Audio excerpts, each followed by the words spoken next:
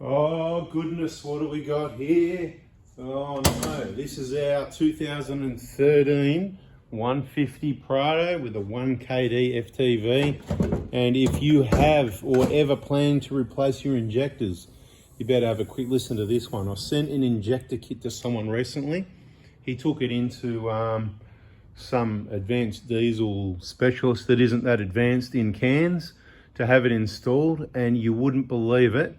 Not only did he return the optional extras, you know, the lend items and those bits and pieces, the brand new fuel pipes came back to me. Yes, these fuel pipes here, people.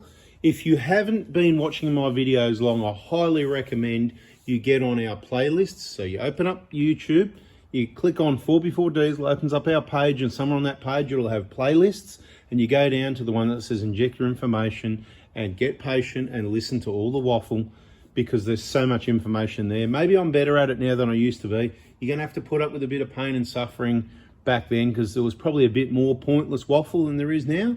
But look, we try to make the most of every word, but it just doesn't always work out. And it doesn't matter, because you're getting free information. I'm doing it to help you. And all these awesome, I just want to say thank you to all these awesome people. Let me get some messages here. And this happens every day, especially Monday mornings. And this is how the messages start off. This is really common, how they start off. Morning, Anthony. Firstly, thank you for the effort behind your outstanding content. I've enjoyed many days with the videos, simply outstanding. Anyway, I could read you many more of those, but that's not what this video is about. That's just typical, and I just want to say thanks to all those awesome people that listen, because I know a lot of people aren't going to listen, and a lot of people are going to go for some cheap option, click on eBay and get their cheapy stuff, and the old poor man pays twice will kick in. And look, you know, it's just going to be the way it's going to be. But I'm really concerned, once again, because people really need to watch the videos. That playlist, inject the information to understand the importance of so many aspects around this injector replacement job, starting off with the parts, which is why I always say, only get the injector kit from me, so you know you're only going to get new, fresh, genuine, whatever. Somebody asked recently, what's the difference between Denso and Genuine? Well, Denso make the injectors, right? So Denso is a Toyota company, 100% or whatever share, I don't know, right? So you could say same thing, but it's more complicated than that. You've got to watch those videos that you haven't seen. There's reboxing situation. So a lot of people don't know what's in the box because they get reboxed. I'm not going to go into detail. Again, I've done it a few times in a number of other videos. You need to just make sure you're getting the fresh stuff. If you go to your Toyota dealer, you could still get remanufactured injectors.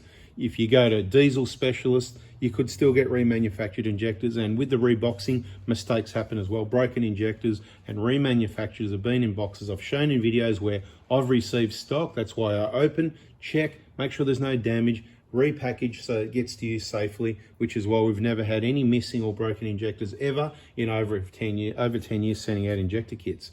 So look, what came back with this kit was all the usual stuff. So, okay, so all the EGR gaskets and all that was already done apparently, so that wasn't needed. So you send back all the leftovers, you don't use it. You know, I've said that in videos, trying to keep the price down. So anything you don't use, you don't need, just send it back when you return your old injectors. We do a free contamination check. Again, watch the videos. I don't want to keep repeating this stuff. The fuel pipes, so there's 4 fuel pipes there that in the genuine Toyota procedure to do the job properly, it says in really bold writing. So the rest of the page is normal writing. This part's in bold writing. You know, bold writing, that really thick black stuff, so you can't miss it. Means like it's really important.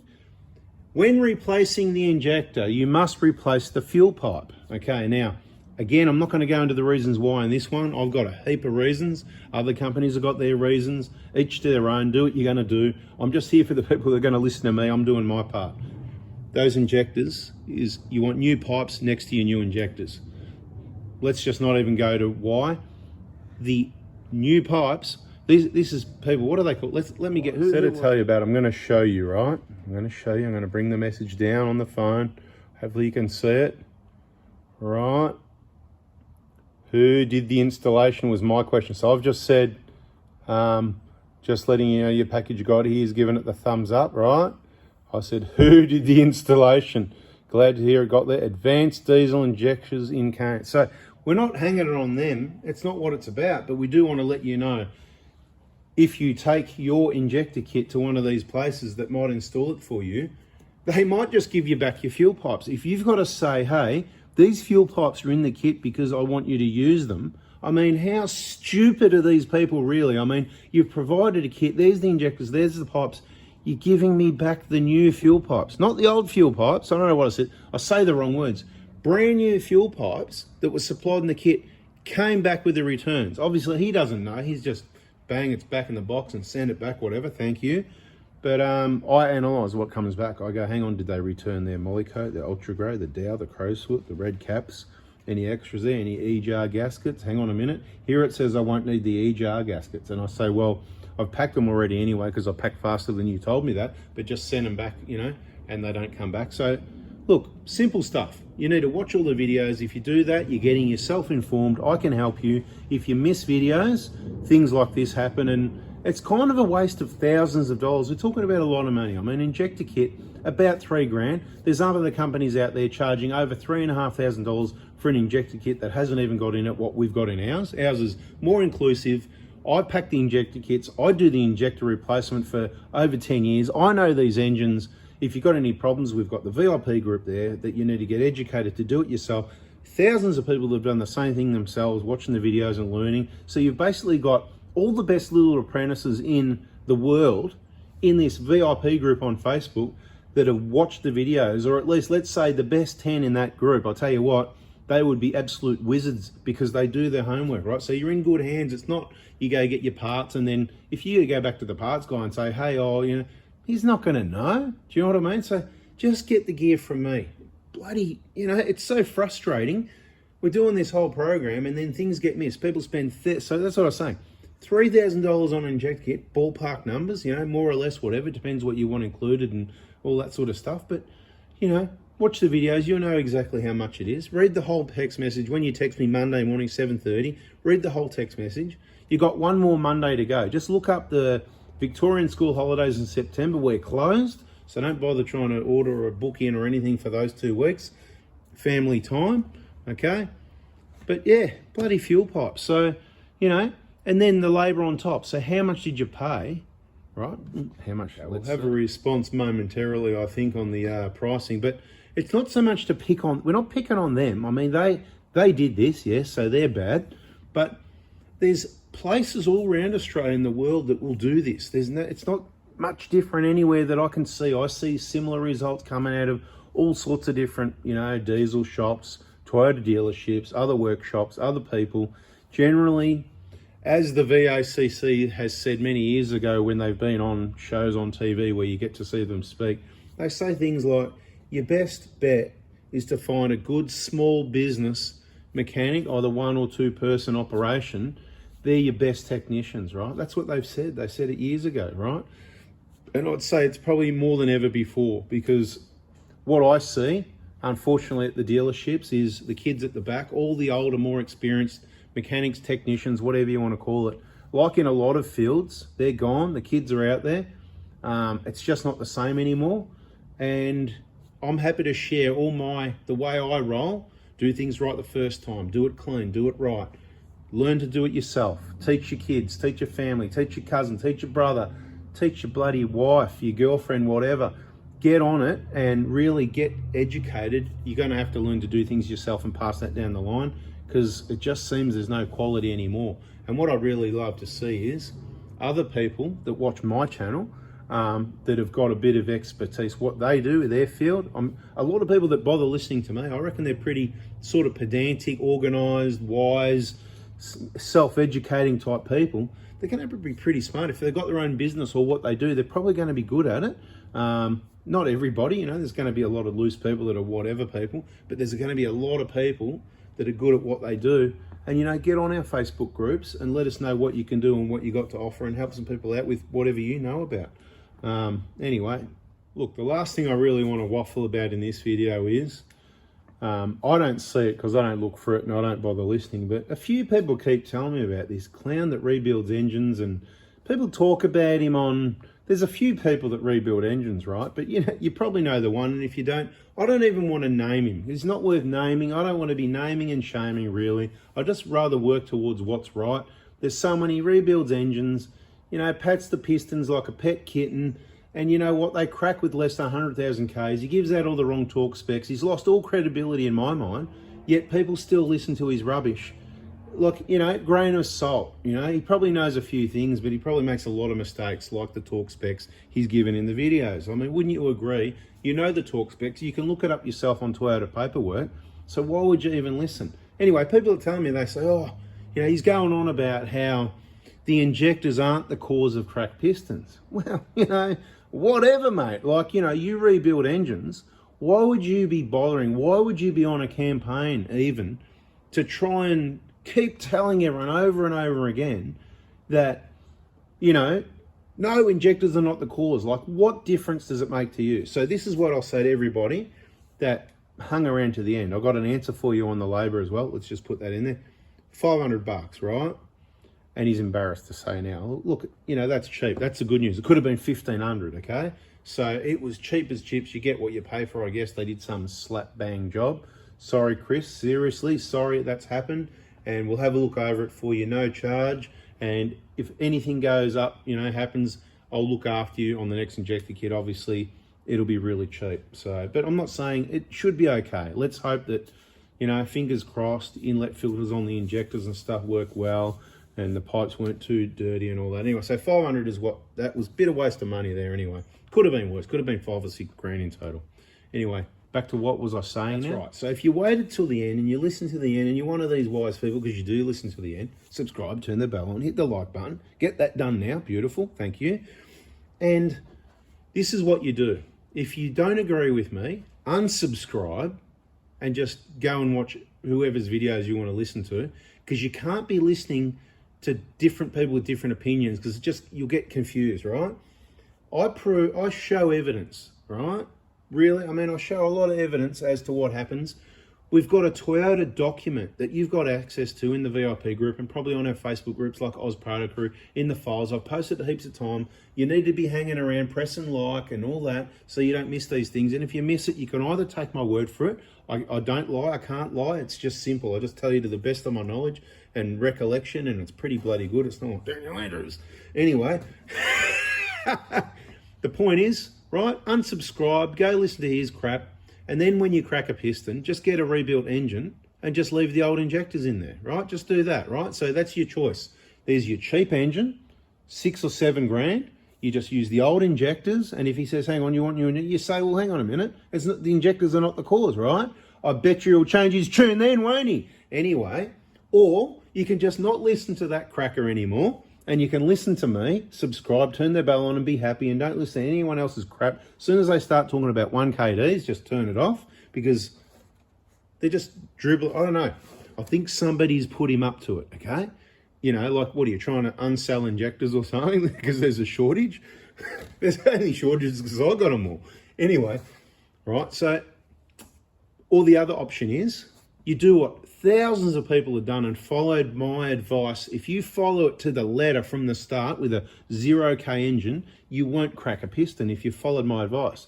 If you tow a caravan around Australia for 500,000 kilometres, non-stop towing at 100 Ks an hour, you might not make it to 500,000 Ks even if everything's right, because that's a lot of heavy duty work, right? So there is other contributors, but you know, if you just use it normally and you do all the maintenance like most people, you're not going to crack a piston. Most people haven't. If you do, this is how I back it all up, right? So there's a Toyota document that talks about cracked pistons. It talks about being caused by injectors, wrong combustion because of injectors. Injectors have been upgraded, blah, blah, blah. They also talk about making the pistons more robust. So if they say there was a problem with the pistons, which I'm saying there's not, and they're saying they made it more robust, right? And they're saying the injectors, they've, you know, made some changes as well, right? So if that was the case, then why can you still crack a piston, right?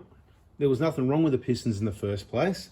It is fatigue over time. That's why there's so many that have done hundreds of thousands of kilometers, like the majority of them, and they're still going.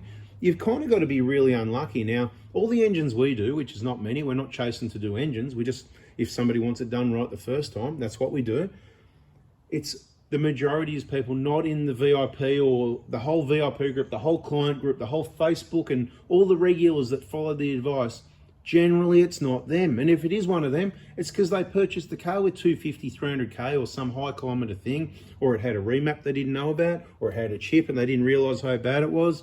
Every bloody time there's a cracked piston that I've ever heard of, it's either a remap, a tune, a chip, old flogged injectors, or something else going on, some other contamination, like, taking the fuel pipes off 40,000, 80,000, 120, pigs working on the car.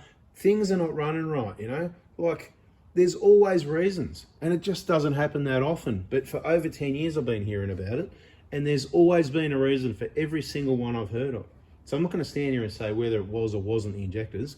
I'll say that if you've got perfect injectors and a perfect running engine, there's other ways that you can put pressure on your engine and get it to crack a piston eventually, most likely. But it's going to be hard work, right? E.g., towing in fifth, so you're running at much higher EGTs all the time and doing lots and lots of that, okay? Traveling at the higher speed you travel at, more resistance, more power, more heat, it all comes down to how you drive.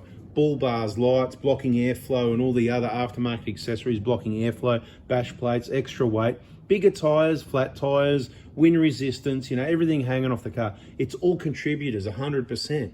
But my experience watching people out on the tracks, on trips, on our YouTube, on our comments, on the Facebook groups, everything I can possibly see from the whole 1KD FTV community of this engine is it's a pretty safe bet. And I'll tell you what, the positive news of the whole situation is this engine is easily maintainable on your own. We've got all the information to be able to do it. Nothing else on this engine is going to let you down. The few other little bits and pieces that might happen, they're very minor, they're very cheap. They're very cheap repairs. You can do a lot of things, preventive maintenance, even once you get into the many hundreds of thousands of kilometers to avoid all those problems, where with some other engines, even though Toyotas I still believe are the best, remember what I said, I can't lie, I've got to tell you the truth, I still believe they're the best cars and engines, drivelines, but the newer engine, it's got some issues, they're big issues, you can't always just avoid it, and they all cost thousands to repair, whether it's the DPF, the timing chain guide situation, or that EGR cooler there, except on the 1GT. Just those three big ones are enough for me to go, I don't want one outside warranty. But each to their own. You do whatever you want to do, people. I'm not here to talk out of a 1GT. Some days I like it, a lot of days I don't. I definitely prefer this engine. The drivability, the reliability, so many things about it. Like I said, cheap to maintain. And you know what? Like I was just going to say that last little thing. So follow my info, do your maintenance, do your injectors, keep it clean. Never think it's too late. It's always worth doing. Had a couple of people today text me going, oh, but it's done 3 or 350 and it hasn't had the, should I just let it go? Look, that's a possibility. You can save your $3,000 on injector kit and you can just let it blow up and pay you 15 grand or 20 grand to get it replaced. Does it make sense? No, not really. Anyway, so look, each year I still reckon do the injectors because the odds are that you're going to be okay. And if you do that, and then you make a good contributor to the cracked piston fund contribution, then that's kind of like your insurance policy. It's not insurance, but it's just like it. And it's awesome, man. How's good that? So here I am yakking away. I'm talking, right? Yak. I'm telling you, follow my advice, follow my solutions. Text me Monday morning for injector kit 7:30. Put that in, watch the videos, do it yourself, join the VIP group. You got tick all the boxes all the way. It's a no-brainer. All the smart people doing it right now, right? It's a no-brainer, right? And then worst case scenario, oh mate, I got this 1KD at 180,000 Ks. I did the injectors at 200. It was all good. Did it as preventive maintenance. And then I don't know, it's just not going to happen. At 300,000 Ks, I cracked a piston. Well, guess what, mate? You've put in $500 into the cracked piston fund and $20 a month for the last 2-3 years. Guess what, mate? Just get the car to us and you get a free engine, Where's the problem? Like, you can't get that with the 1GT. You're not going to, this goes forever, people. For as long as you keep contributing and there's money there, we've got engines there, we've got money in the bank. When the money's gone, if everyone cracks a piston that week, when this comes to dire straits and there's all these people cracking pistons and we've got no money and no engines left, what do we do? Well, let's just up the ante a bit. You've got to put in a bit more money. That's what I said. It's always a variable. If you don't know what I'm talking about, get into those playlists again. If you haven't got time, then you go and do what you're doing, being busy, or have a good time, and let everyone else that's got time to, because we can't help everyone. Like I've been saying, I can only help the people that listen. I talk way too much in this one. Bit of a yak video. Hope you liked it. So do the thumbs up thing, and catch you in the next video. See ya.